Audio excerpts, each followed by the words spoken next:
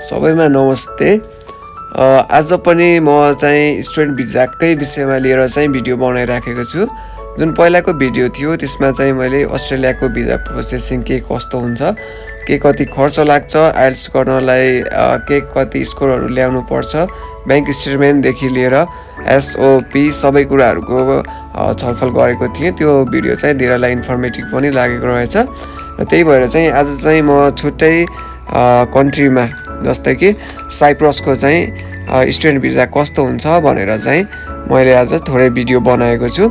र अहिले धेरै स्टुडेन्ट्सहरू चाहिँ युके, क्यानाडा, त्यसपछि युएसए, अस्ट्रेलिया भन्दा पनि साइप्रसमा प्रिफर गर्नुहुन्छ, किनकि अहिले नेपाली स्टुडेन्ट्सहरूलाई चाहिँ आइइएलटिएस र टोफल चाहिँ साइप्रसतिर कम्पलसरी छैन। यदि हामीले क्यानाडा, युकेतिर हेर्ने हो भने आइएलटिएस, टोफल र पिटिई नेसेसरी हुन्छ भने साइप्रसमा भने आइएलटिएस, पिटिई कुनै पनि नेसेसरी हुँदैन।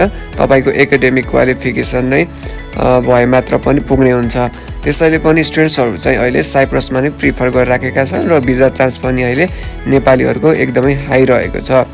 र यसै गरी चाहिँ तपाईँको क्यानाडा, युके, युएसएमा चाहिँ त्यहाँको लिभिङ एक्सपेन्सेसहरू भयो, उनीहरूको खाना बस्ने खर्चदेखि लिएर तिनीहरूको ट्युसन फी अनि त्यसपछि स्कुलको फी एकदमै महँगो हुन्छ भने चाहिँ साइप्रसमा चाहिँ यस्तो हुँदैन। साइप्रसमा तपाईँले काम गरेर पनि मजाले तपाईँले धेरै नै युरो चाहिँ बचाउन सक्नुहुन्छ, किनकि त्यहाँको कस्ट भनेको, त्यहाँको लिभिङ एक्सपेन्सेस भनेको चाहिँ एकदमै कम रहेको छ। त्यसकारण पनि अहिले स्टुडेन्ट्सहरू चाहिँ साइप्रस नै पर्स्यु गर्नुहुन्छ। र हामी नेपालीहरू युजुअल्ली साइप्रसलाई चाहिँ एउटा रोजगारीको हिसाबले वर्किङ भिजाको रूपमा चाहिँ साइप्रसलाई हेर्छौँ। तर स्टुडेन्ट्सको तरिकाले पनि एकदमै राम्रो रहेको छ साइप्रस है। त्यहाँको युनिभर्सिटीहरूले चाहिँ धेरै थरीको स्कलरसिपहरू ल्याएको हुन्छ, जसले गर्दाखेरि चाहिँ स्टुडेन्ट्सहरूलाई एकदमै बेनिफिट पनि पुग्ने गर्छ। त्यसकारण पनि विद्यार्थीहरू चाहिँ अहिले साइप्रस नै गइराखेको पाइन्छ। र त्यसमा चाहिँ कसरी जान सकिन्छ त? अब वर्किङ भिजाको बारेमा त तपाईँहरूलाई थाहै होला, तर यो स्टुडेन्ट्स भिजामा चाहिँ तपाईँहरू के गरेर के कति खर्चमा कुन डकुमेन्ट्सहरू भयो भने चाहिँ तपाईँहरू जान सक्नुहुन्छ त भन्ने विषयमा अब म यहाँ चर्चा गर्दैछु है त। र यो भिडियो हेरिसकेपछि के कस्तो लाग्छ प्रतिक्रियाहरू पनि दिनु होला। र यसमा फर्स्ट स्टेप रहेको छ तपाईँको चुज प्रोग्राम एन्ड इन्स्टिट्युसन। यसको मतलब चाहिँ तपाईँ साइप्रसमा कुन युनिभर्सिटीमा पढ्न चाहनुहुन्छ र कुन कोर्स लिन चाहनुहुन्छ, कुन कोर्स लिएर चाहिँ अघि बढ्न जानुहुन्छ, त्यो चाहिँ पहिले तपाईँले सेलेक्ट गर्नुपर्ने हुन्छ। र त्यो तपाईँले सेलेक्ट गरिसकेपछि चाहिँ नम्बर 2मा apply for admission. Apply for admission यसको मतलब चाहिँ तपाईँले हाम्रो नेपालीहरूको सहज भाषामा चाहिँ अफर लेटरको लागि चाहिँ हामीले त्यो युनिभर्सिटीमा चाहिँ अप्लाई गर्नुपर्ने हुन्छ। जुन तपाईँले छान्नुभएको युनिभर्सिटी थियो त्यसमा चाहिँ तपाईँले अफर लेटरको लागि अप्लाई गर्नुपर्ने हुन्छ है त। र नम्बर 3मा चाहिँ रिसिभ लेटर अफ एक्सेप्टेन्स। यो भनेको चाहिँ तपाईँलाई त्यो युनिभर्सिटीले चाहिँ अफर लेटर पठाउँछ है। फर्स्टमा तपाईँले युनिभर्सिटी चुज गर्नुहुन्छ, कोर्सहरू चुज गर्नुहुन्छ, त्यसपछि त्यो युनिभर्सिटीमा तपाईँले अफर लेटरको लागि अप्लाई गर्नुहुन्छ र थर्डमा चाहिँ त्यो युनिभर्सिटीले तपाईँलाई अफर लेटर दिने हुन्छ। र त्यो अफर लेटर दिइसकेपछि चाहिँ त्यो अफर लेटर तपाईँहरूले राम्रोसँग पढ्नुपर्ने हुन्छ, किनकि त्यहाँ भनेको तपाईँको ट्युसन फीदेखि लिएर तपाईँहरूको कोर्सको बारेमा, तपाईँ साइप्रसमा त्यो कोर्स लिएर चाहिँ कति वर्ष बस्न सक्नुहुन्छ र कतिको लामो हुन्छ त्यो कोर्स, त्यसको बारेमा चाहिँ त्यहाँ सबै कुराहरू डिटेलमा दिएको हुन्छ।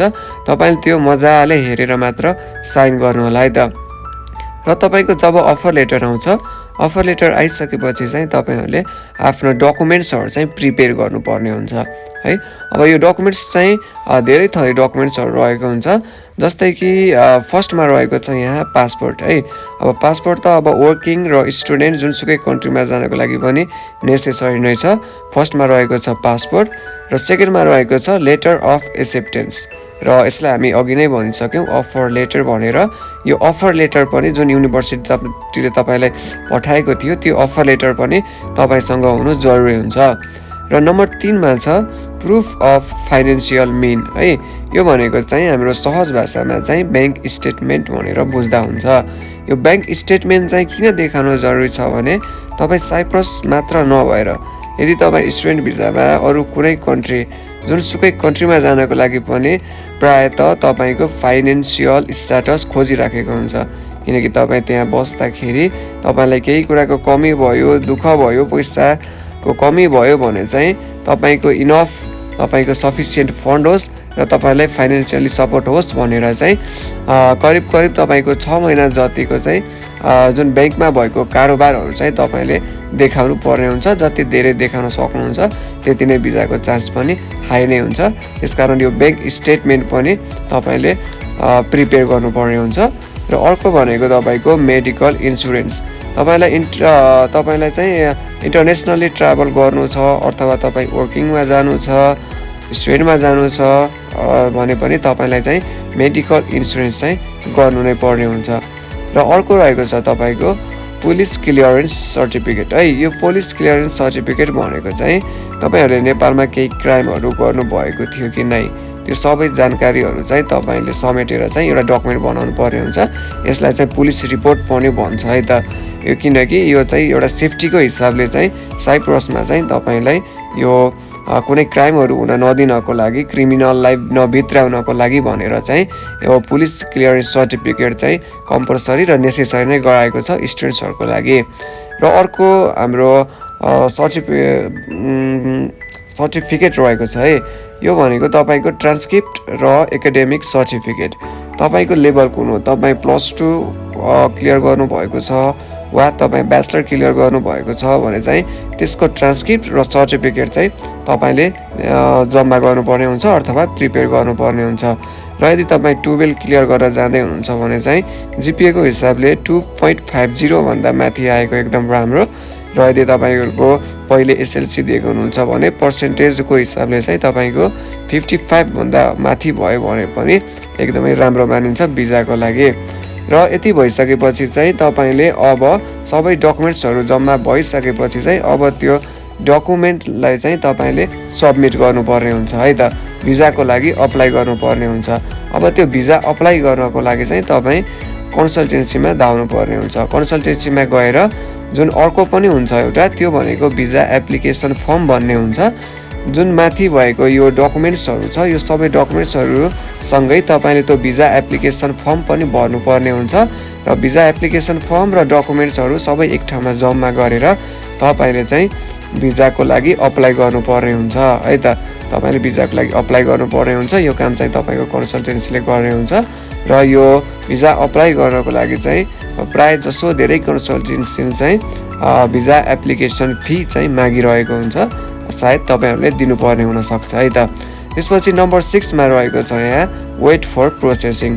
तपाईँले प्रोसेसिङको लागि वेट गर्नुपर्ने हुन्छ। यो प्रोसेसिङ चाहिँ तपाईँको केही हप्ता जति लाग्न सक्छ। र अर्को रहेको छ तपाईँको रिसिभ भिजा है। तपाईँले चाहिँ अब रिसिभ भिजा हुन्छ। तपाईँले भिजाको लागि केही हप्ता कुर्नु भइसकेपछि तपाईँको भिजा रिसिभ हुन्छ। र तपाईँले रिसिभ भइसकेपछि भिजा चेक गर्न सक्नुहुन्छ कि सबै कुराहरू ठिक छ कि छैन। अनि तपाईँहरूको त्यो जुन डिटेलहरू थियो त्यो डिटेलहरू सम्पूर्ण चेक गर्नुपर्ने हुन्छ।